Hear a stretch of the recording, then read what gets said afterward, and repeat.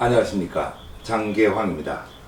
오늘은 해방공간이 빚어낸 남남 갈등이라는 주제 속에서 그 중에서 해방일 전후에 일어났던 일에 대해서 몇 가지 좀 얘기를 해볼 수 있도록 하겠습니다. 제가 수차례 몇 번 얘기했지만 1945년 8월 15일은 우리는 해방이 됐다고 하지만 일본은 식민 지배를 하지 않았다라고 하는 것을 주장하기 위해서 대동아 전쟁에서 패전을 했기 때문에 더 이상 대한국토를 운용한 능력이 없기 때문에, 운용 관리할 능력이 없기 때문에 일본으로부터 분리한다, 이렇게 인식을 하고 있습니다. 어쨌거나 1945년 8월 15일은 일본이 패전을 하죠.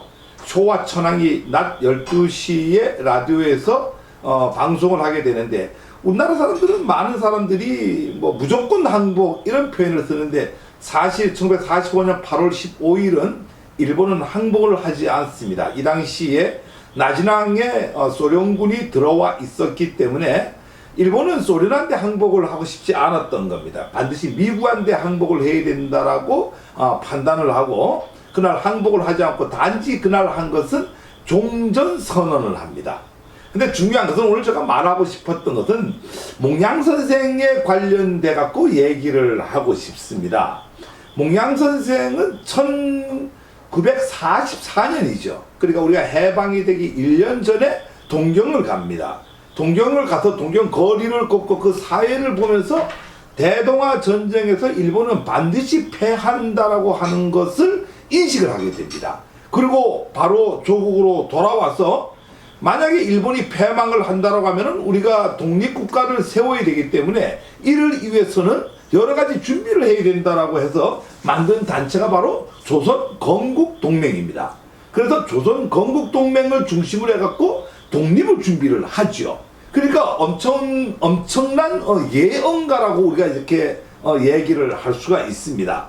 그래서 조선건국동맹을 통해서 독립을 준비를 하고, 이런 차에 45년 8월 15일 날에 일본이 종전선언을 하는데, 가장 중요한 건 그 전날이죠. 엔도 유사쿠, 조선 총독부 사람이죠. 그 전날 저녁에 우리 찾아오게 되죠. 여의원 선생을 찾아갖고, 우리가 내일이면은 종전선언을 한다. 그러니 우리 일본인들이 대한국토에서 일본을 아주 평화스럽게 갈 수 있도록 해달라. 그래서 여의원 선생이 왜 나한테 그런 얘기를 하느냐? 당신이 이미 조선건국동맹을 통해서 전체적으로 준비를 했기 때문에 우리는 당신한테 행정권과 더불어서 치안권을 주겠다. 물론 물러가는 사람의 입장에서의 갖고 있던 행정력과 치안권이라고 하는 게 큰 의미가 있지는 않지만은, 그럼에도 불구하고 여운형 선생은 행정권과 치안권을 받고 일본 사람들이 대한국토에서 일본을 건너가는데 협조를 해주기로 결정을 짓습니다. 그게 1945년 8월 14일입니다. 그러니까 해방 전날에 그런 일이 있었다라고 하는 거죠. 그러고 난 뒤에 일본은 쇼와 천황이 종전선언을 하고 일본은 평화롭게 건너가게 되죠. 참 이런 것들이 홍익정신에 비춰본다면 대한민국 국민은 위대한 국민이 아니라고 말할 수가 없습니다. 우리 인본주의 정신에 의해서 우리를 41년간 괴롭혔던 일본인이지만은 그 약속을 하고 이렇기 때문에 평화롭게 그네들이 갈 수 있도록 도와주고, 그날부로 기해서 우리가 조선건국동맹을 건준, 그러니까 건국준비위원회 건준으로 바로 전환을 하고, 여기서 가장 중요한 게 이 건준은 동조직까지를 준비를 합니다. 그게 바로 인민위원회입니다. 어떤 측면에는 건준이 만들어지고 인민위원회가 만들어졌다고 하는 것은 우리가 독자적으로 어떤 그 행정권과 치안권을 갖고 국방까지 전부 아우르는 독립국가로서의 발표를 하고 존재를 할 수 있었습니다. 그런 준비가 여운형 선생을 통해서 이미 준비가 되는데, 이 준비는 해방 1년 전인 1944년 8월 10일 날에 준비된 건국동맹으로부터 시작이 됩니다. 여기서 이제 중요한 것은, 이제 건주는 다시 충분히 여기를 우리가 독립국가로서의 통치 행위가 가능하기 때문에 조선인민공화국을 만들게 됩니다.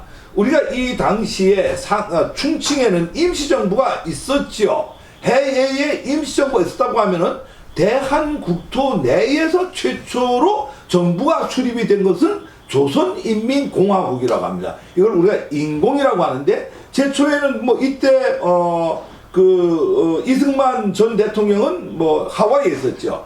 이 이승만 전 대통령을 총리로 해갖고 이렇게 여우전 선생이 부총리가 되고 해갖고 발표를 했는데, 뭐 후에 이승만 전 대통령은 거기서 이제 빠져나가겠다고 나가고, 요렇게 해갖고 어쨌거나 우리 대한국토 내에서 조선인민공화국이라고 하는 정부가 한번 수립이 됐었습니다. 이날이 바로 9월 6일입니다. 그렇게 하고 이틀 뒤인 9월 8일 날에 인천 앞바다에 메가더 포고령을 가지고 하지 중장이 통치자로서 들어오게 됩니다. 제가 나중에 한번 이거는 따로 이렇게 한번 얘기를 하겠지만은, 소련이 이제 38도선 이북에 소련이 들어오게 되는데, 거기는 우리가 해방군으로 들어오게 됩니다.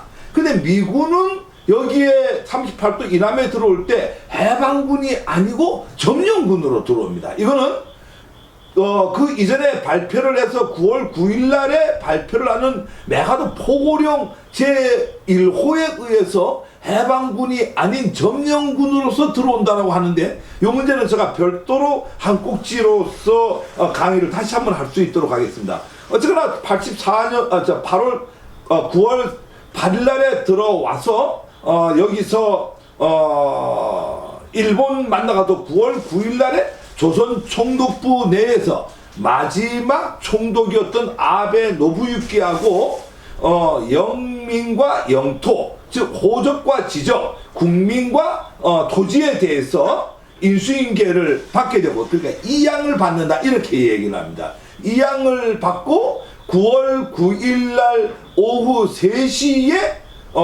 총독부 내에 있던 국기 개양기에서 개양식을 하는데, 일본기가 공식적으로 하강식을 하고 그 자리에 태극기가 올라가야 되는데 성조기가 올라가게 됩니다.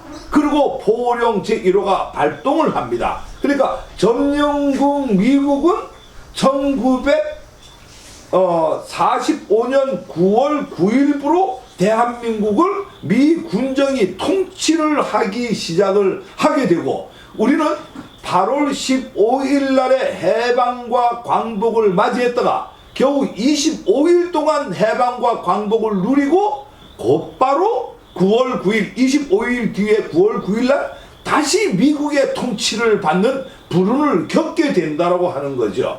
근데 이게 이제 우리가 해방군이냐 점령군이냐, 이 문제는 상당히 법리적으로 좀 따져볼 필요 있고 내용적 측면에서도 따져볼 필요가 있는데, 분명한 그건 이제 점령군으로 들어왔다라고 하는 이제 부분이 이제 1조에 나오고 3조에 나오고, 특히 제 5조 같은 경우에는 보면은 우리가 일제 36년 동안에 무단 정치 이후로 우리 한글을 뺏겨버리고 우리말을 뺏겨버리고 일본어가 우리 대한국토 내에 공용어가 됐는데, 이날부로 5조에 의해 갖고 영어가 우리 공용어로 인정이 되는 이런 뭐 웃지 못할 상황이 벌어지고 있다라고 하는 부분입니다. 그래서 이런 모든 것을 봤을 때 뭐 역사에 만약이라고 하는 말은 없습니다. 만약에 우리가 조선인민공화국이 그대로 인정이 됐다라고 하면은, 그때의 정부가 수립했다고 하면은 우리는 독자적인 독립적인 정부가 1945년